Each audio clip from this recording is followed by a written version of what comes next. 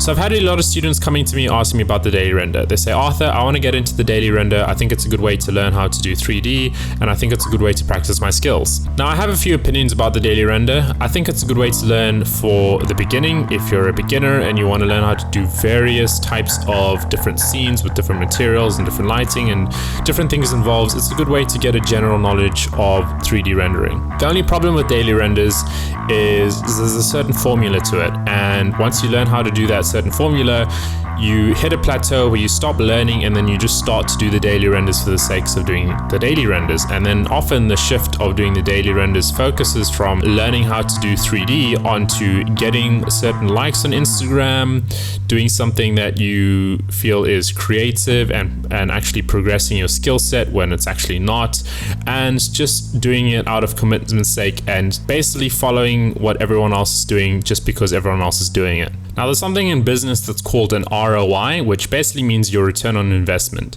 And you need to understand that the return on investment of doing a daily render at the first few days is very high because you get to learn all the various ways that you can go about learning different types of 3D scenes. But after around 60 days of doing the daily render, you've already learned the basics of what it means to make a daily render and what you need, and then you just keep doing those repetitive motions. All you do is you just change the type of 3D scene, but it's most likely a scene you've done already. It's just slightly different with a slightly different color. So I do recommend doing it for the first 30 days, but after the first 30 days, you need to switch out of it and start to do things that actually progress your skill set. So every artist on Instagram has their own ways of doing daily renders, but a lot of it's pretty much the same. And I'll be showing you the Philip Duck formula of how to do the daily render. It's a nice clean way of doing daily renders that he does, and I'm sure a lot of other artists do the same thing. Other artists like Beeple sometimes have a slightly different style, but we'll be showing you the Philip Duck way of doing it, and I'm just going to basically show you the formula of how to make a good looking daily render. So the first step to doing the daily render is just taking a normal everyday object that you'll have in your house, like a phone, a lollipop, a chess piece, a ruler, a golf ball, just everyday things you'll find in your house, and all you have to do is take that object and apply the daily render formula. So the daily render formula tends to be made up of a few things. There's the artistic element where they use complementary colors, which is colors that generally work together and generally also have a minimum range of colors. As well as the complementary colors, they also tend to have a lot of negative space. So there's a lot of space around the actual objects in the scene, which is just blank and it's just filled with a specific complementary color. So those are the artistic sides. And then all you have to do is take that everyday object with your complementary colors and your negative space and then just create something abstract out of it. Take a ruler that's generally really hard and just make it bend and soft. Take a ball that's generally hard and round and make it actually soft and gooey. Take a matchbox that'll generally have cigarettes in it and just put some bowling poles in it. The artistic side is basically just taking everyday objects that you'll see and making an abnormal situation out of it. Making hard objects soft, taking normal surfaces and adding a pattern to it. And the list goes on about how you can just creatively take normal situations and make an artistic version out of it. Other aspects that generally make a daily render look pleasing is adding things like simulations of fur, liquids, smoke, collisions, dynamics, different things like that generally just add a bit more of a visual pleasing look. And that's all the artistic sides of how to come up with the concepts of the daily render. So you've got your normal object and you've turned it into something that's abstract. Let's say you make a can that's very hard and then you just make it soft and actually melt down. Then all you need is you need to add some complementary colors, have all the colors in the scene be very minimal, meaning very few colors, maybe up to 3 maximum. And then you just have some nice negative space around it. And that's the artistic side. Now the 3D technical side of it is having 45-degree HDRI lighting or even a studio light. Generally you'll see that a lot of the lights are from 45 degrees up. And they also tend to use very studio environmental lighting. So that's lighting that generally fills up the whole scene. Generally from the 45 degrees up is the brightest point, and then the rest just fills in the scene for softer shadows. Then you also have physically accurate materials. So that means your glossy materials, your metal materials, your plastics, your glass, your subsurface scattering.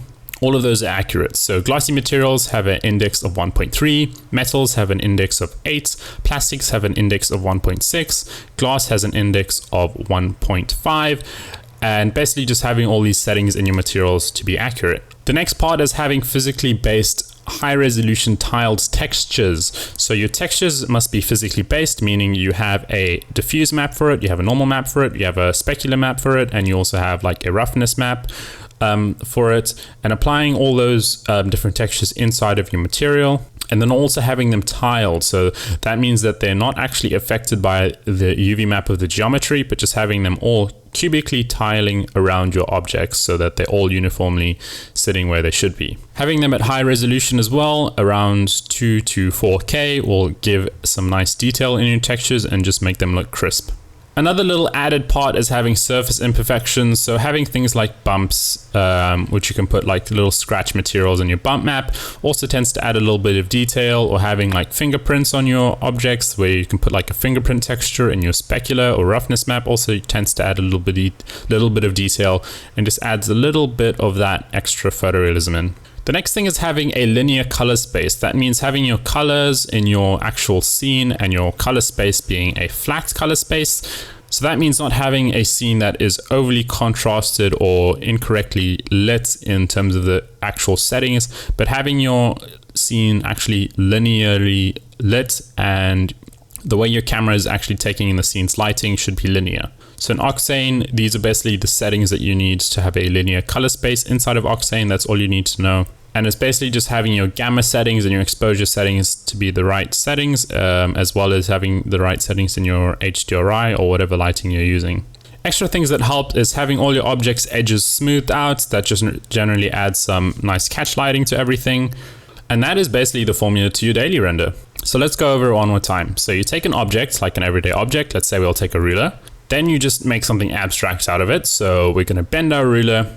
Then you want some nice complementary colors that are also minimum. So we have a blue ruler in a white space. You also have a lot of negative space. So we just have a white wall and a white cube. You have your 45-degree soft HDRI lighting.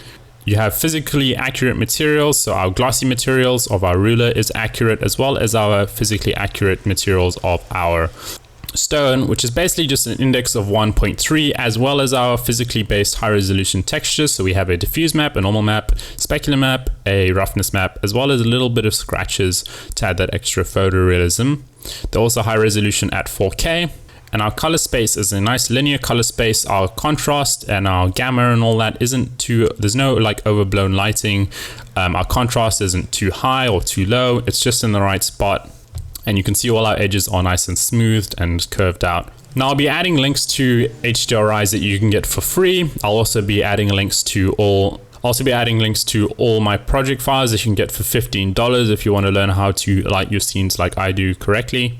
I'll be adding links to Philip Duck's Instagram page as well, all at the bottom. And there'll also be a breakdown of a written documentation of everything you need to know for building an everyday render.